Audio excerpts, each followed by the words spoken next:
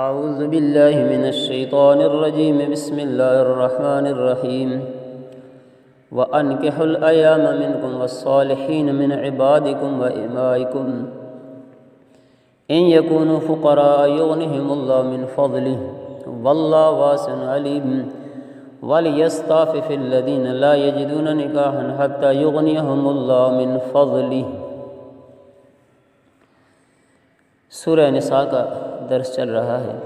اس سورت کے زیادہ تر احکامات اس بارے میں ہیں کہ معاشرے سے بے حیائی اور فواحش کی روک تھام ہو جائے اور عزت اور عزت کی حفاظت ہو جائے، عزت کی حفاظت اور برائی بے حیائی کی روک تھام۔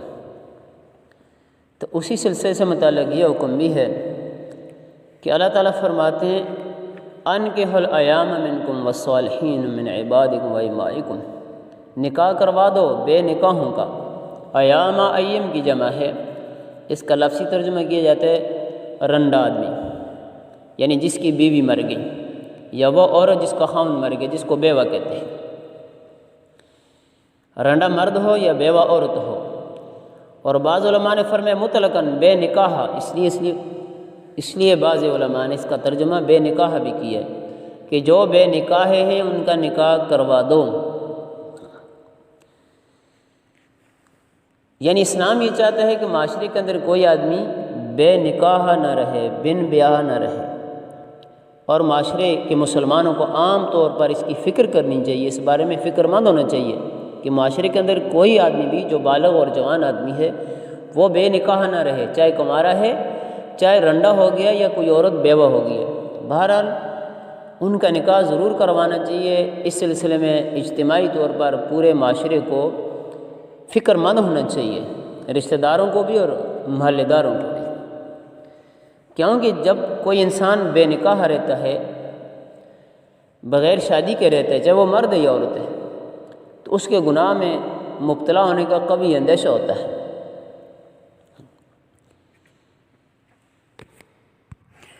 اس پر دو حدیثیں میں آپ کو سنا دیتا ہوں۔ ایک حدیث رسول پاک صلی اللہ علیہ وسلم نے فرمایا یا معاشر الشباب من استطاع منکم الباءۃ فلیتزوج فانہ اغض للبصر واحسن للفرج۔ اے جوانوں کی جماعت، تم میں سے جو بھی نکاح کی استطاعت رکھتا ہے تو وہ جلدی شادی کرے، جو بھی نکاح کی استطاعت رکھتا ہے وہ جلدی شادی کرے، کیونکہ اس سے نگاہوں کی بھی حفاظت ہو جاتی ہے اور شرمگاہ کی بھی حفاظت ہو جاتی ہے، یعنی انسان حرام کاری سے، بدکاری سے بچ جاتے ہیں۔ یہی فلسفہ ہے نکاح کا۔ نکاح کا فلسفہ یہ ہے کہ انسان گناہوں سے بچ جائے، برائی سے بچ جائے، بدکاری سے بچ جائے، اور معاشرے کے اندر برائی بدکاری جنم نہ لے، اور انسان ایک پاکیزہ زندگی گزار سکے اور معاشرہ پاکیزہ ہو۔ اگر نکاح نہیں کریں گے، نکاح تو انسان کی فطرتی ضرورت ہے۔ نکاح صرف بچوں کے لیے نہیں کیا جاتا کہ بچے پیدا ہوں، بڑھاپے کے سہارے کے لیے نہیں کیا جاتا، اگرچہ یہ بھی اس کے فائدے ہیں، لیکن اصل مقصود جو نکاح سے ہے وہ ہے گناہوں سے بچ کر پاک زندگی گزارنا ہے۔ اس لیے رسول پاک صلی اللہ علیہ وسلم نے ترغیب دی ہے، اے نوجوانوں، تم میں سے جو بھی نکاح کی استطاعت رکھتے ہیں وہ نکاح میں جلدی کرے، اس کو پھر دیر نہیں کرنی چاہیے۔ استطاعت کا کیا مطلب ہے؟ استطاعت کا یہ مطلب نہیں کہ وہ لاکھوں کا مالک ہو، اس کی اپنی کوٹھی کار اور بنگلے ہوں، اور وہ بہت بڑی اس کی کوئی کاروبار ہو یا سیلری ہو، نہیں، وہ اپنی حیثیت کے مطابق بیوی کو روٹی کپڑا دے سکے، اس کا نقد مار جو ہوتا ہے نا، جس کو مار معجل کہتے ہیں، اس کی ادائیگی پر قادر ہو، اور جس طرح کی رہائش میں خود رہتا ہے اس طرح کی رہائش بیوی کو دے سکے، جس طرح کا کھانا خود کھاتا ہے اس طرح کا کھانا بیوی کو دے سکے، جس طرح کا کپڑا خود پہنتا ہے اسی طرح کا کپڑا بیوی کو پہنا سکے، باقی کہ اس کو عیاشیاں کرا سکے، اس کو زندگی کی موجیں کرا سکے، اس کی ہر فرمائش اور ڈیمانڈ پوری کر سکے، یہ نکاح کی شرائط میں سے بالکل بھی نہیں ہے۔ یہ تو خوشی کی باتیں، کسی کو رب نے وسعت دی ہے اور وہ اپنی خوشی سے اپنی بیوی کو زندگی کی ساری سہولتیں دینا چاہتا ہے، اور اس کی ہر ڈیمانڈ اور فرمائش جو جائز ہو اس کو پورا کرنا چاہتے ہیں، تو یہ تو اس کی خوشی کی باتیں ہیں۔ یہ نکاح کی ضروریات اور شرائط میں شامل نہیں ہیں۔ اس بات کو اچھی طرح یاد رکھ لو۔ ہاں، لوگ کہتے ہیں بھائی جب انسان بیوی کے حقوق، اس کی فرمائشیں پوری نہ کر سکے تو وہ شادی نہ کرے، یہ غلط باتیں ہیں۔ استطاعت کا مطلب صرف یہ ہے کہ بیوی کو روٹی کپڑا دے سکتا ہے بھائی، ظاہر بات ہے جو خود کھائے گا اس کو بھی دے گا، اسی لیے لیکن نبی نے فرمایا۔ اور دوسری حدیث سنو، رسول پاک صلی اللہ علیہ وسلم نے فرمایا 3 قسم کے لوگ وہ ہیں کہ جن کی مدد کرنا اللہ نے اپنے ذمہ لے لیا ہے۔ بھائی ویسے تو سب کی ضرورتیں اللہ ہی پوری کرتا ہے اور سب کے رزق کا وعدہ اللہ نے لیا ہوا ہے، لیکن بعض اوقات کچھ بندوں کی ذمہ داری اسپیشل طور پر لی جاتی ہے نا۔ ہاں، تو اللہ تعالیٰ کیا فرما رہے ہیں؟ 3 قسم کے لوگوں کی مدد کرنا یہ اللہ نے اپنے ذمہ لے لیا ہے۔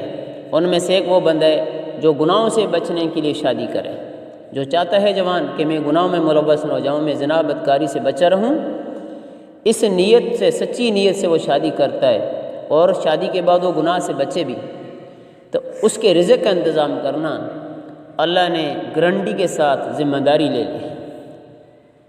اسی طرح ایک مجاہد بندہ اللہ کے راستے میں جہاد کے لیے جاتا ہے، اللہ اس کی مدد فرماتے ہیں۔ ایک مقروض بندہ اپنے قرضے کی ادائیگی صدق کے دل سے چاہتے ہیں، اللہ اس کی مدد فرماتے ہیں۔ تو بہرحال اللہ کی ذات پر بھروسہ ہونا چاہیے، یقین ہونا چاہیے۔ جب ہمارا بھروسہ ہی اللہ پر نہیں ہے، توکل ہی نہیں ہے، ہمارا ایمان اتنا کمزور ہے کہ جب تک جیب بھری ہوئی نہ ہو، خزانے بھرے ہوئے نہ ہوں، تو ہم کہتے ہیں کھائیں گے کہاں سے۔ حالانکہ نکاح کرنے سے رزق بڑھتا ہے، رزق میں اضافہ ہوتا ہے، بشرطے کہ نکاح کو پاک دامنی کے لیے کیا جائے۔ ہم لوگ اگر نکاح کرتے بھی ہیں تو اس سے مقصود وہ نہیں ہوتا۔ تو اللہ کے نبی نے کتنی پیاری تعلیم دی ہے کہ نکاح اور شادی کرنے میں تم زیادہ مال دولت پر نظر نہ رکھو۔ اگر تم نے گناہوں سے بچنے کے لیے نکاح کیے تو بے غم ہو جاؤ، اللہ کی ذات پر یقین رکھو کہ اللہ تمہاری مدد فرمائیں گے، تمہارے رزق کا انتظام ہو جائے گا، تمہاری ضروریات کا انتظام ہو جائے گا۔ اس آیت کے ساتھ علماء مفسرین نے اور فقہاء کرام نے نکاح کی شرعی حیثیت کو بھی بیان فرمایا۔ شرعی حیثیت کا مطلب یہ ہے کہ آیا نکاح کرنا یہ صرف سنت ہی ہے یا کس کی کوئی اور بھی حیثیت ہے؟ تو فقہاء کرام فرماتے ہیں کہ نہیں، صرف سنت ہی نہیں، بعض حالات میں نکاح کرنا فرض اور واجب کے درجے میں ہوتا ہے، بعض حالات میں سنت ہے اور بعض میں صرف جائز ہے اور مستحب کے درجے میں، اور بعض حالات میں ناجائز بھی ہے۔ اس کی تفسیر فقہاء نے یوں فرمائی ہے کہ ایک بندہ مالی اعتبار سے بھی بالکل صحیح ہے، ٹھیک ٹھاک ہے، خوشحال ہے، مالدار ہے، اور جسمانی اعتبار سے بالکل ٹھیک ہے، صحیح جوان ہے، اور جوانی اور شہوت کا غلبہ اس کے اوپر اتنا ہے کہ اگر شادی نہیں کرے گا تو ضرور گناہوں میں مبتلا ہو جائے گا، وہ زنا سے بچ نہیں سکے گا، جوانی کا غلبہ بھی اتنا ہے، تو اس پر نکاح کرنا صرف سنت نہیں بلکہ فرض ہے۔ جب تک شادی نہیں کرے گا تو گنہگار ہوگا۔ سن لو، یاد رکھ لو، ایک آدمی مالدار بھی ہے اور اس پر شہوت اور جوانی کا غلبہ بھی ہے کہ نکاح نہیں کرے گا تو گناہوں میں ضرور مبتلا ہوگا، گناہوں سے نہیں بچ سکے گا۔ اس پر نکاح کرنا فرض ہے، نہیں کرے گا تو گنہگار ہوگا، جب تک نہیں کرے گا اس وقت تک گنہگار رہے گا۔ اس کے ساتھ ایک اور حدیث آپ کو سناتا ہوں، مسند احمد، حدیث کی کتاب ہے مسند احمد، اس میں یہ حدیث ہے جس کو تفسیر مظہری والوں نے نقل کیا ہے اس آیت کے تحت، کہ حضرت عقاف ایک صحابی ہیں، تو رسول پاک صلی اللہ علیہ وسلم نے ان سے پوچھا کیا تو شادی شدہ ہے؟ اس نے کہا نہیں۔ اس زمانے میں چونکہ باندیاں ہوتی تھیں، چلو اگر بیوی نہیں ہے تو باندی سے بندہ خواہش پوری کر لیتا تھا۔ پوچھا تیری کوئی باندی لونڈی ہے؟ اس نے کہا نہیں۔ فرمایا مالی حالات ٹھیک ہے؟ اس نے کہا ہاں جی۔ فرمایا اگر تو نکاح نہیں کرتا وسعت کے باوجود تو پھر تو شیطان ہے، شیطان کا بھائی ہے۔ کیا فرمایا؟ پھر تو شیطان کا بھائی ہے، یعنی وہ آدمی جو جس کے مالی حالات ٹھیک ہیں، مالی حالات ٹھیک ہونے کا یہ مطلب نہیں کہ وہ کروڑوں کا مالک ہو، کہ وہ بیوی کو روٹی کپڑا بالکل دے سکے گا، کوئی پریشانی نہیں ہوگی اس کو، اور جوان ہے اور جوانی اور شہوت کا غلبہ ہے، تو نکاح کرنا فرض ہے۔ نکاح نہ کرنے کی صورت میں اس کو شیطان کا بھائی بھی کہا ہے اور وہ گنہگار بھی ہے، یاد رکھ لو۔ اور اگر اس جوان تو ہے، مالی حالات بھی مناسب ہیں، لیکن گناہوں میں ملوث ہونے کا خطرہ کبھی نہیں ہے، یعنی اگر شادی کچھ دیر تک نہ کرے تو وہ گناہوں سے بچ کے زندگی گزار سکے گا، اس پر شہوت کا زیادہ غلبہ نہیں ہے، خواہشات کا زیادہ غلبہ نہیں ہے، ایسے بھی ہوتے ہیں۔ لیکن مالی حالات بھی مناسب ہیں تو اس آدمی کے لیے نکاح کرنا سنت ہے۔ نکاح کرنا کیا ہے؟ سنت ہے کہ شادی کر لے، کیونکہ ظاہر بات ہے کب تک بغیر شادی کے گزارا کر سکے گا؟ زیادہ عرصہ تک تو گزارا نہیں کر سکتا، اس کے لیے نکاح کرنا، شادی کرنا سنت ہے۔ اور ایک آدمی ایسا ہے کہ وہ یا تو جسمانی طور پر فٹ نہیں ہے، یعنی وہ بیوی کے قابل ہی نہیں ہے، شادی کے قابل نہیں ہے، جسمانی طور پر انفٹ ہے، یا وہ مالی اعتبار سے ایسا ہے کہ کل بیوی کو روٹی بھی نہیں دے سکے گا، یا تو اس کی مالی حالات خراب ہیں، یا کچھ لوگ اس طرح چرسی بھنگی ہوتے ہیں، نشہ کرنے والے لوگ ہوتے ہیں جن کو بیوی کی پرواہ ہی نہیں ہوتی، ان کو صرف اپنے نشے سے اور اپنے جوئے سے ہی غرض ہوتی ہے۔ شادی تو کر لیتے ہیں لیکن بیوی کے کھانے، کپڑے، اس کی جنسی خواہش، کسی چیز کی پرواہ نہیں کرتے، یا جنسی خواہش پوری بھی کر لیتے ہیں لیکن اس کو کھانے پینے کے لیے خرچہ بالکل نہیں دیتے، وہ بیمار پڑی ہے تو علاج بھی نہیں کرواتا۔ تو ایسے شخص کے لیے شادی کرنا ناجائز ہے، جب وہ جسمانی طور پر ہے ہی انفٹ تو اس کے لیے تو بالکل ناجائز ہے۔ اگر بیوی کو روٹی کپڑا نہیں دے گا تو اس کے لیے بھی ناجائز ہے۔ بس میں یہ نکاح کی شرعی حیثیت ہے، نکاح فرض بھی ہے، سنت بھی ہے، مستحب کے درجے میں بھی ہے اور ناجائز بھی ہے۔ بہرحال اس آیت کے اندر نکاح کی اہمیت بتائے گی، اس کی ترغیب دی گئی ہے کہ نکاح کرو، بغیر نکاح کے نہ ہو، اور رنڈا اور بیووں کا بھی نکاح ضرور کروانا چاہیے۔ اس کی ذمہ داری دیکھو اللہ تعالیٰ نے معاشرے پر ڈالی ہے۔